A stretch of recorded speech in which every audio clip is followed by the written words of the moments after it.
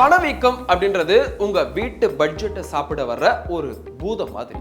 சிம்பிளா சொல்லணும் அப்படின்னா, போன வருஷம் 100 ரூபாய்க்கு வாங்கின ஒரு பொருளை இந்த வருஷம் 105 ரூபாய் கொடுத்து வாங்குறது தான் பணவீக்கம். உங்க வருமானம் வருஷம் 5% கூடல அப்படின்னா உங்க பர்ச்சேசிங் பவர் குறைஞ்சிடுச்சுன்னு அர்த்தம். இதை சும்மா விடவே கூடாது.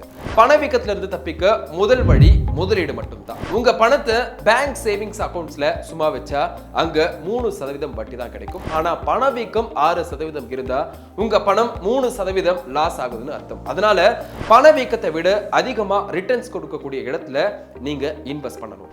அப்படி இன்வெஸ்ட் பண்ணக்கூடிய இடங்கள்ல முதன்மையானது பங்குச்சந்தை தான். நீங்க நீண்ட காலத்துல பங்குச்சந்தை பணவீக்கத்தை தாண்டி அதிக லாபம் கொடுக்கும். ஃபியூச்சர்ல பணவீக்கம் ஏறினாலும் அதுக்கேற்ற மாதிரி பங்குச்சந்தையும் ஏறும். நீங்க டைரக்டா இன்வெஸ்ட் பண்ண பயமாக இருந்தா நல்ல மியூச்சுவல் ஃபண்ட்ஸ்ல முதலீடு பண்ணலாம். அப்புறம் ரியல் எஸ்டேட் ஒரு நல்ல வழி. வீடு மனைன்னு வாங்கி வச்சா பணவீக்கம் ஏறும் போதெல்லாம் அதோட மதிப்பு கண்டிப்பா ஏறும்.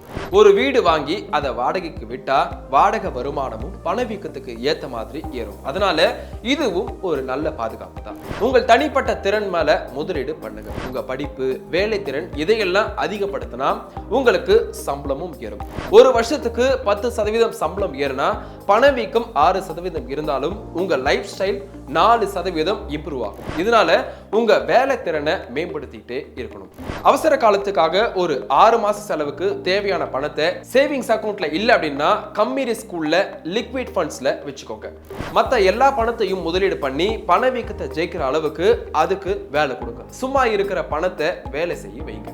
முடிவா பணவீக்கம் கண்டிப்பா இருக்கும், அது தவிர்க்கவே முடியாது. ஆனா அதை விட அதிகமா உங்க பணம் வளர்க்கணும்.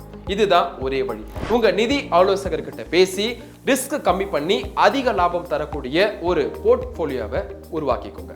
இந்த வீடியோ உங்களுக்கு யூஸ்ஃபுல்லா இருந்தா மறக்காம உங்க ஃபேமிலி அண்ட் ஃப்ரெண்ட்ஸ்க்கு ஷேர் பண்ணுங்க.